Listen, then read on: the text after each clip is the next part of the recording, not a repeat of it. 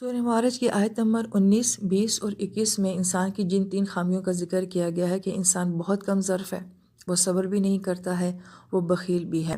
لیکن ہم دیکھتے ہیں کہ آیت مبارکہ میں جو ہے ان الانسان خلق بھی کہا گیا ہے کہ بے شک انسان جو ہے وہ تخلیق کیا گیا ہے۔ تو یہاں پہ یہ سوال اٹھتا ہے کہ اگر مجھے تخلیق ہی ایسا کیا گیا ہے تو پھر میرا کیا قصور ہے کہ میرے اندر یہ خامیاں موجود ہیں؟ مفسرین کرام اس کا بہت ہی خوبصورت جواب دیتے ہیں۔ وہ یہ فرماتے ہیں کہ انسان کو جو تخلیق کیا گیا ہے اس کے ساتھ 2 وجود بنائے گئے ہیں۔ ایک اس کا حیوانی وجود ہے جو کہ ہمارے جسم کی صورت میں ہے، اور ایک ہمارا روحانی وجود ہے کہ اس جسم کے اندر ہماری روح ہے۔ اسی طریقے سے جو یہ پروسیس ہے انسان کی تخلیق کا، یہ 2 دنیاؤں سے تعلق رکھتا ہے۔ ایک کو عالم خلق کہا جاتا ہے اور ایک کو عالم امر کہا جاتا ہے۔ عالم خلق کا تعلق جو ہے وہ اس دنیا کے ساتھ ہے کہ انسان کے وجود کا خمیر جو ہے وہ مٹی سے لیا گیا ہے اور پھر اس کو ایک نطفے کی شکل دی گئی ہے، پھر وہ ماں کے رحم میں جاتا ہے اور پھر اس کے بعد وہ خون کا لوتھڑا بنتا ہے، پھر گوشت بنتا ہے، پھر وہاں سے انسان بنتا ہے اور پھر وہ دنیا میں آتا ہے۔ لہٰذا اس سارے عمل کا تعلق جو ہے یہ عالم خلق کے ساتھ ہے، اس دنیا کے ساتھ ہے۔ لیکن جب اس انسان کے اندر روح ڈالنے کا معاملہ آتا ہے تو عالم امر آ جاتا ہے، کیونکہ روح کا تعلق جو ہے وہ آسمانی دنیا کے ساتھ ہے۔ لہٰذا اللہ پاک کی طرف سے حکم ہوتا ہے کہ اس جسم میں جو ہے اس روح کو ڈالا جائے، لہٰذا اس کا تعلق اوپر کی دنیا کے ساتھ ہے۔ بیک وقت انسان 2 چیزوں کا مرکب ہے، اس کا زمین کے ساتھ بھی تعلق ہے، اس کا آسمان کے ساتھ بھی تعلق ہے۔ انسان کے اندر حیوانیت بھی ہے، انسان کے اندر روحانیت بھی ہے۔ اب مفسرین کرام یہ بات بیان فرماتے ہیں کہ جب ہم ان آیات کو پڑھتے ہیں کہ انسان جو ہے وہ بے صبرہ بھی ہے، کم ظرف بھی ہے، بخیل بھی ہے، تو ایسا لگتا ہے کہ انسان کوئی اچھی چیز نہیں ہے، کوئی اچھی تخلیق نہیں ہے، اس کے اندر خامیاں ہی خامیاں، برائیاں ہی برائیاں ہیں۔ لیکن ساتھ ساتھ ہم قرآن پاک میں یہ دیکھتے ہیں کہ اللہ پاک فرماتے ہیں کرمنا بنی آدم، ہم نے بنی آدم کا بڑا اکرام کیا ہے۔ پھر اللہ پاک فرماتے ہیں لقد خلقنا الانسان فی احسن تقویم، کہ ہم نے انسان کو جو ہے بہترین سانچے میں ڈالا ہے۔ پھر اللہ پاک نے اسی انسان کو جو ہے وہ فرشتوں کے زیر سجدہ بھی کروایا ہے۔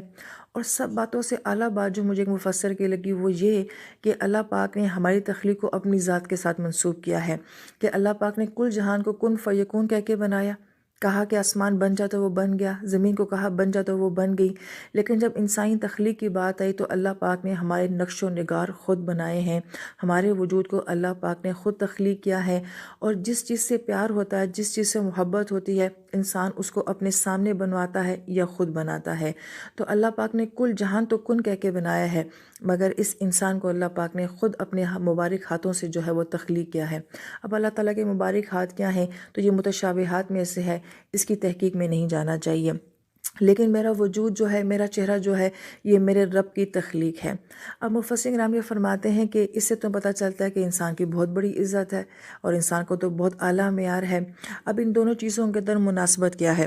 تو مفسرین کرام یہ فرماتے ہیں کہ انسان کے اندر جتنی خامیاں، جتنی کمیاں ہیں، ان سب کا تعلق جو ہے وہ ہمارے حیوانی وجود کے ساتھ ہے، اور انسان کا حیوانی وجود جو ہے وہ بہت کمزور ہے۔ اور جتنی بھی ہمارے اندر خوبصورتیاں پائی جاتی ہیں اور جتنی بھی عزت ہمیں قرآن پاک میں جو ملتی ہے اور جو فرشتوں کا سجدہ ہمیں ملتا ہے اور جو اکرام اللہ پاک کی طرف سے ہمیں ملتا ہے، وہ ہمارے حیوانی وجود کی وجہ سے نہیں ہے بلکہ ہمارے روحانی وجود کی وجہ سے ہے۔ یہی وجہ ہے کہ یہ وجود جو ہے وہ خاک پہ مل کے خاک ہو جاتا ہے، مگر روحیں جو ہیں وہ آسمانوں پہ چلی جاتی ہیں۔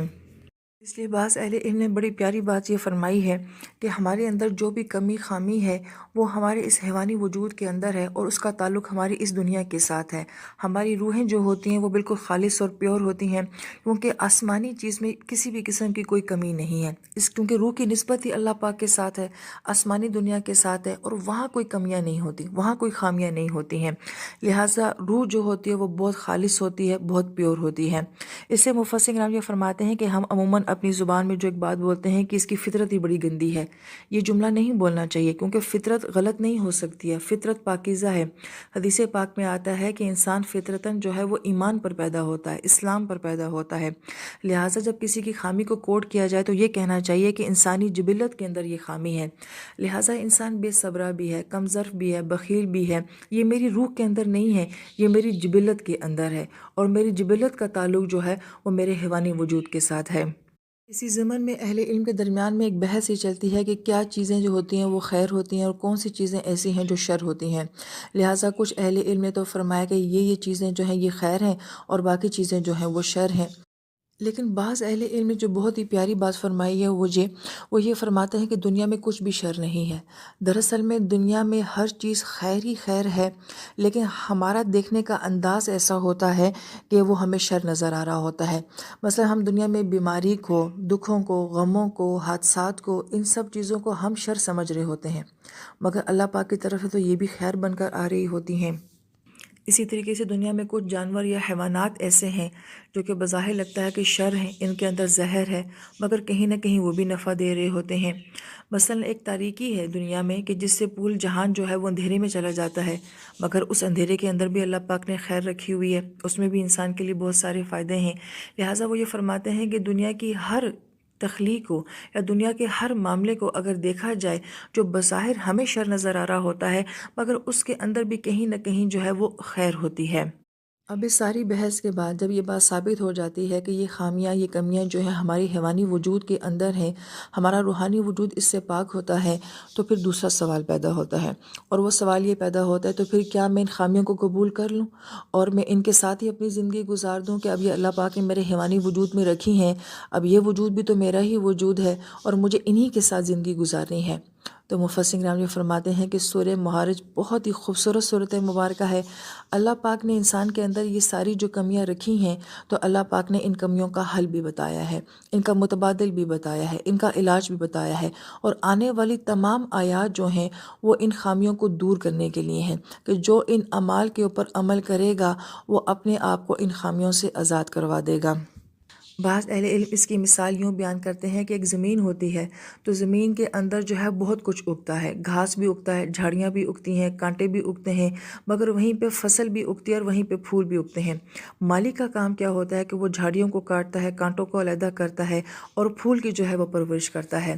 لہٰذا انسان کی بھی مثال ایسے ہی ہے، کیونکہ بنا تو وہ بھی مٹی سے ہے، لہٰذا اس کے اندر مثبت چیزیں بھی ہیں، منفی چیزیں بھی ہیں۔ اب انسان کا کام یہ ہے کہ وہ ایک مالی کے ساتھ اپنا رابطہ قائم کرے اور اپنے اندر کی ان خامیوں کو، ان جھاڑیوں کو اور ان کانٹوں کو جو ہے وہ کاٹے اور اپنے اندر کے خوبصورت انسان کو جو ہے وہ سامنے لے کر آئے۔ اس لیے اگر ہم جب قرآن پاک کو غور سے پڑھتے ہیں تو ہم دیکھتے ہیں کہ اللہ پاک فطرت کو بہت زیادہ جو ہے وہ بیان فرماتے ہیں۔ زمین، آسمان، سورج، چاند، ستارے، پانی، اور پھر اس کے بعد قرآن کو اللہ پاک فطرت کہتے ہیں، روح کو اللہ پاک فطرت کہتے ہیں، اور یہی ہمارے قرآن کا موضوع ہے کہ اپنی فطرت کو بیدار کرے، انسان اپنی فطرت کو ٹچ کرے، جو اس کے اندر خوبصورتی اللہ پاک نے رکھی ہے اس کو سامنے لے کر آئے، اور اس کا بہترین ذریعہ کیا ہے؟ یہ قرآن ہے اور یہ آنے والی آیات ہیں۔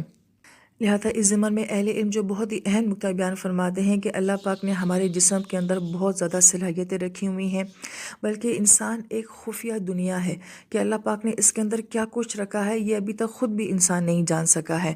لہٰذا ہم جب آج کی سائنس دیکھتے ہیں، آج کی ٹیکنالوجی دیکھتے ہیں اور اپنے اندر اپنے وجود کی جب ڈاکومنٹریز دیکھتے ہیں تو انسان حیران ہو جاتا ہے کہ میرے اندر ایک کائنات بستی ہے، میرے اندر ایک دنیا بستی ہے۔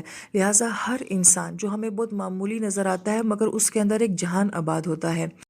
مگر مسئلہ یہ ہے کہ انسان خود بھی اپنے آپ کو نہیں جانتا، وہ اپنی صلاحیتوں کو بھی نہیں جانتا، اور جو لوگ اپنے آپ کو کچھ نہ کچھ کسی حد تک جان لیتے ہیں کو ان کے اندر سے خلاف معمول جو ہیں وہ صلاحیتیں باہر آتی ہیں۔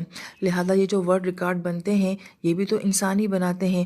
ہم یہ دیکھتے ہیں کہ کوئی کیٹو کی چوٹی کے اوپر بیٹھا ہوا ہے شدید برف کی حالت میں اور بغیر لباس کے بیٹھا ہوا ہے، یہ صلاحیت کہاں سے آئی ہے؟ کوئی پانی کے اندر جو ہے وہ کتنا وقت گزار دیتا ہے سانس روک کر، یہ صلاحیت اس کے اندر کہاں سے آئی ہے؟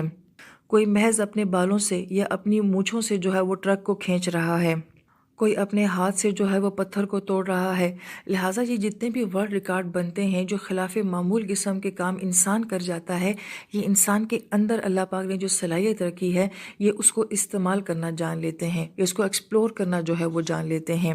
لیکن مسئلہ یہ ہے کہ بہت کم لوگ ایسے ہوتے ہیں، اکثریت ایسی ہے جو اپنے آپ سے خود ناواقف ہے۔ مجھے خود بھی نہیں پتا کہ میرے اندر اللہ پاک نے کیا رکھا ہوا ہے، مجھے کس کام کے لیے اللہ پاک نے پیدا کیا ہے، میرے اندر اللہ پاک نے کون سی صلاحیت رکھی ہے۔ یہ بات تو کنفرم ہے کہ ہے ضرور، مگر کیا ہے وہ میں خود بھی نہیں جان رہی ہوتی ہوں۔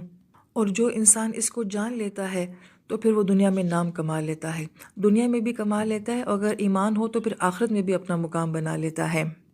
لہٰذا ان خامیوں سے جان چھڑانے کے لیے اور اپنی کمیوں کے اوپر قابو پانے کے لیے اور اپنی فطرت کی خوبصورتی کو سامنے لانے کے لیے اللہ پاک نے ہمیں کیا سسٹم دیا ہے، کیا نظام دیا ہے، تو وہ آنے والی آیات کا موضوع ہے۔